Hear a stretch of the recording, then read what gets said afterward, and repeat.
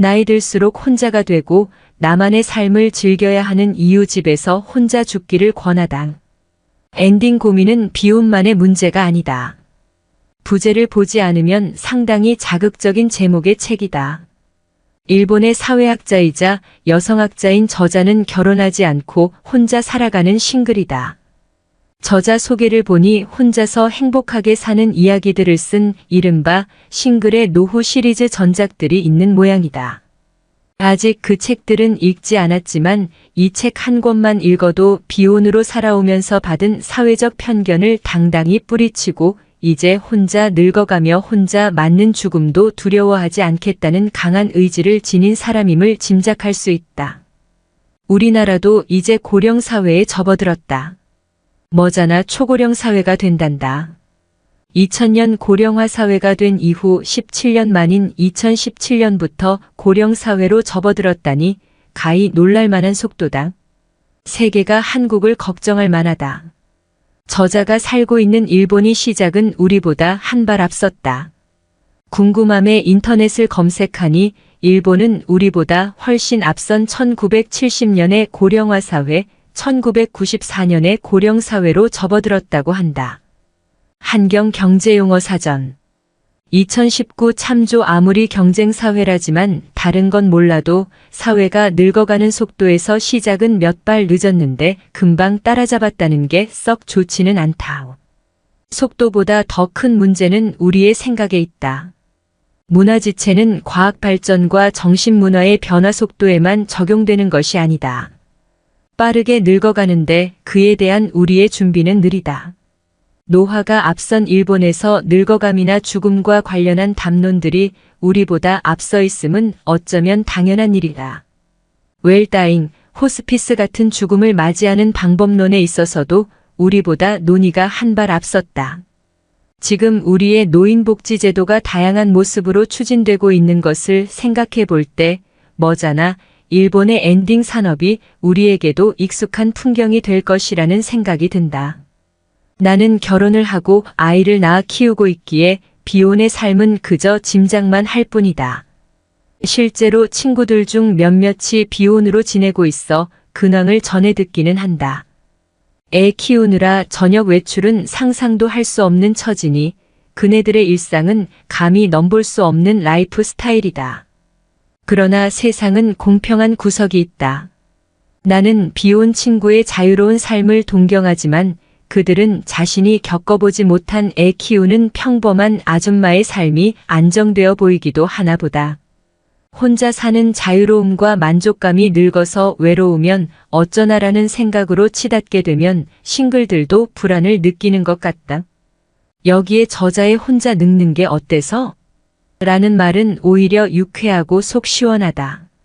자식들을 떠나보낸 후 노부부만의 2인 가구보다 1인 가구의 행복지수가 높다는 저자의 근거 자료는 다소 편협한 데이터를 바탕으로 했다는 인상을 주지만 무엇보다도 본인의 경험을 바탕으로 싱글의 노화와 죽음을 객관적으로 분석하고 있다는 점이 공감의 여지를 남긴다. 사람에게 죽음은 100% 일어나는 일이다. 아무리 오래 살아도 피할 수 없다. 죽을 날을 결정할 수는 없지만 언젠가 죽는다는 사실은 분명히 안다.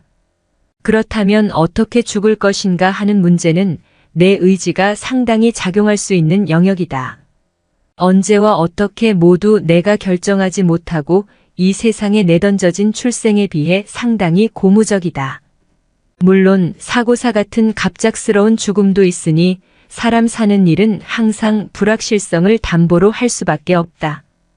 불확실성 때문에 손 놓고 가만히 있을 수는 없으니 생각을 이어가 본다. 가장 보편적으로 늙어서 죽는다는 상황을 전제할 때 죽음은 미리 준비가 가능하다. 병원이나 요양시설 같은 데서 죽기보다는 자신에게 가장 편안하고 익숙한 곳, 집에서 편안히 죽음을 맞이하는 것이 이상적일 것이다. 저자의 말 맞다나 노쇠나 지병이 있는 경우는 죽음을 예측할 수 있기에 죽음의 순간에 굳이 의사가 필요하지 않다. 죽어가는 사람을 의사가 살릴 수는 없기 때문이다. 의사는 오로지 사망 선고를 내리는 역할밖에 없으니 굳이 병원에 죽으러 갈 필요는 없다는 것이다. 중요한 것은 혼자 죽는 것을 걱정하기보다 살아있을 때 고립되지 않아야 한다. 조금이라도 기력이 있을 때 나의 죽음이 어떤 모습일지 미리 준비하고 주변 사람들에게 고맙다, 사랑한다 같은 낯간지러운 말도 미리 해두어야 한다. 여태껏 살아봐서 알겠지만 살고 죽는 것은 그리 단순한 문제가 아니다. 죽음을 스스로 준비한다고 치자. 늙어가는 양상은 사람마다 다르다. 우리가 고민할 다음 문제는 죽음을 미리 예측할 수 없는 상태일 때다. 노인들에게 가장 큰 불안을 준다는 치매가 대표적인 경우이다. 인지 기능에 문제가 생길 경우 자신의 죽음을 미리 준비할 수도 없고 합리적인 판단을 내릴 수도 없다. 살 만큼 살았지만 아직 사회가 인정할 만큼 늙지는 않았기에 이런 상황을 상상하면 답을 떠올릴 수가 없다. 이 문제에 대해 저자는 성년 후견인 제도나 장애인 케어를 예로 들며 돌봄이 시스템화되어 치매에 걸리더라도 안심할 수 있는 사회를 지향해야 한다고 주장한다. 개인이 감당하기 어려운 부분에 대해 공적 역할이 필요하다는 점에서는 동의하지만 그 역시 완벽한 대안은 될 수 없다. 물질적, 심리적 측면에서 좋은 돌봄이 시스템으로 갖추어지더라도 생존에는 필연적으로 비용이 발생한다. 자본주의 사회에서 돌봄이나 서비스 영역은 역시 재력에 따라 차별적일 수밖에 없다. 죽는데 돈이 드냐고 궁금해할 사람이 있다면 내 대답은 그렇다이다. 부끄럽게도 나는 호스피스에서 생명이 다해가는 엄마를 두고 1인실 사용 비용에 대해 잠시 고민했었다. 개인적 경험이지만 감염 우려가 있는 경우를 제외하고는 호스피스에서 1인실을 쓰는 경우는 그리 흔하지 않은 것 같다. 가족이 상주하지 못하는 경우가 많고 돌봄은 지속적으로 필요하므로 대부분 다인실을 쓴다. 마지막 순간에 다른 환자들의 심리를 배려하고 가족들만 오롯이 함께하는 환경을 만들기 위해 가는 임종실이 1인실인 듯하다. 순전히 개인적 경험에서 나온 편견일 수도 있지만 이런 경험을 자주 할 수는 없는 노릇이니 편협한 시각이라도 누가 뭐라고 한들 어쩔 수 없다. 코로나 상황이라 보호자의 교대가 까다로웠고 다행히 아이들을 돌보아줄 환경이 가능했었기에 2주 동안 호스피스 1인실에서 엄마를 돌보았다. 국가의 지원이 있는 건지 약품비를 비롯한 대부분의 비용은 대학병원에 비해 아주 저렴하다. 그러나 병실료는 개인의 몫이다. 따지고 보면 나를 위한 1인실 사용이었지만 머지않아 죽음을 맞이할 것임을 알고 찾아간 곳에서도 돈의 힘으로 엄마와 내가 머무르는 환경의 질을 우선시할 수 있었다. 그러니 이후에 장례비 따위는 논외로 하더라도 죽음에도 돈은 든다고 감히 이야기할 수 있다. 생명과 돈의 가치를 비교하자면 답은 명백하다. 비교한다는 것 자체로도 생명을 경시하는 것 같은 죄스러움이 느껴진다. 그럼에도 불구하고 현실은 가혹하다. 돈 문제로 병원 생활이 힘든 사람들은 죽음 앞에서 어떤 선택을 할 수 있을 것인가? 임종기에 든 사람에게 드는 비용에 효용의 잣대를 갖다 대면 안락사 혹은 존엄사의 논란이 불거진다. 이런 논란을 잠재우기 위해 저자가 제시하는 방법은 사전 지시서이다. 우리나라의 경우 연명의료 결정제도에 따라 본인이 사전 연명의료 의향서를 미리 작성할 수 있다. 건강할 때 서명했던 연명의료 거부에 대해서도 아플 때 마음이 달라져 철회할 수도 있다.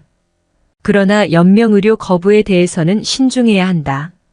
내 경험상 연명의료를 하지 않겠다는 동의서를 쓰고서야 호스피스에 입원해야 하는 현실에서 환자나 고호자는 절망감을 느낀다. 어디서부터가 연명치료인지 누가 정확히 안단 말인가? 이에 대해서는 저자도 동의하는 듯하다. 살고 죽는 데는 정답이 없어요. 가족과 직원이 함께 마지막까지 망설이면 돼요.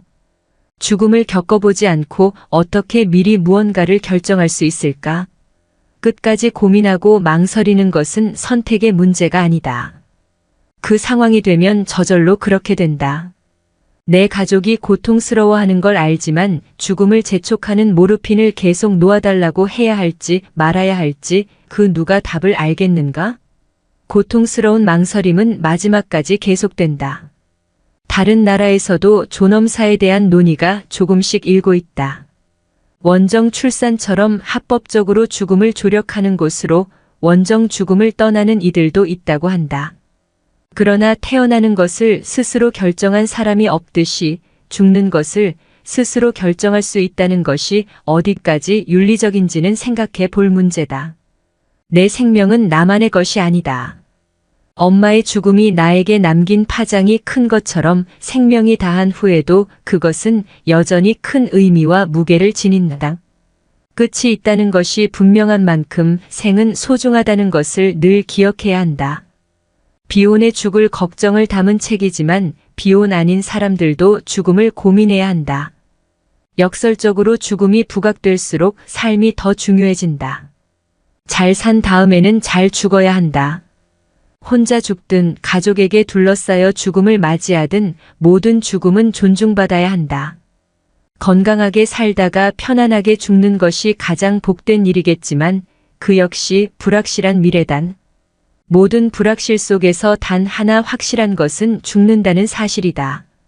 혼자 죽을 생각은 없지만 비혼인 저자가 자신의 죽음을 고민하며 쓴 혼자 죽기를 권하다는 책이 필연적인 죽음에 대해 어떻게라는 문제를 생각해보게 한다.